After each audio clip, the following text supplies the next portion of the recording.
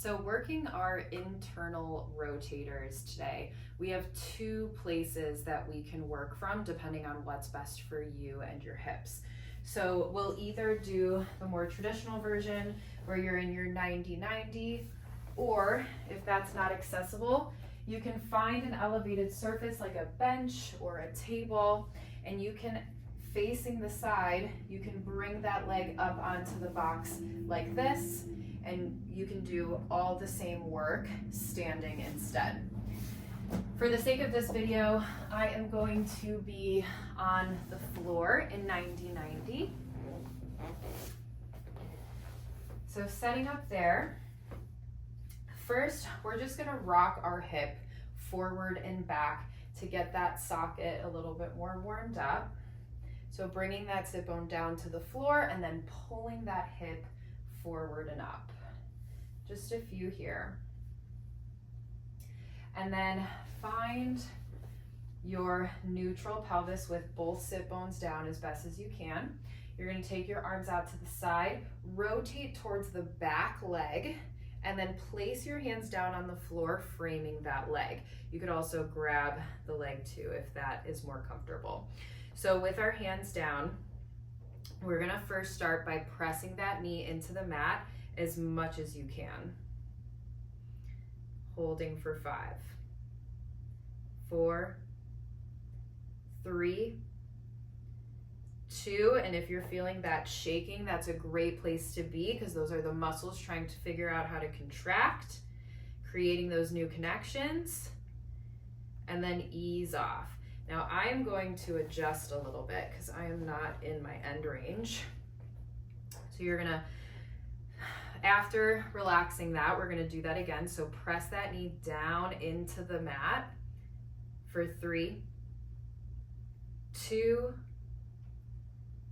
1, and now we're gonna add the ankle. So you press that ankle down, or the whole foot rather, into the mat for 5, 4, you're working as hard as you can to try to rotate that hip. 3, 2, 1, and ease off. If you experience cramping, that again is your muscles trying to figure out how to contract.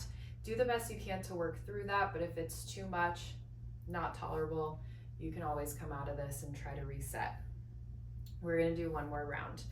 So finding that position, you press that knee down for 5, 4, 3, 2, and 1, and now the foot goes for 5, 4, 3, 2, and 1. Ease off, come back to the center. Okay, you can wiggle that out a little bit, coming back to that hip rotation. And then one more thing here, you're gonna take your hands forward onto the mat so you have stability. Then you're gonna try to lift that back foot off, pressing that knee down into the mat and lifting the foot off as high as you can, and then slowly lowering it back down. And do that again, lift. Finding as much rotation as possible here and coming down without changing anything in the upper body. Think about your leg moving through a really thick substance like peanut butter so that we create tension in the hip. There's more work there happening. Maybe holding it at the top for a moment and then coming back down. Okay, you create the work for yourself. You're in full control. You have 2 more. Lift and lower. And then on this last one, you're gonna lift the leg, reach back with the same arm, and then try to bring that leg up into a deeper rotation.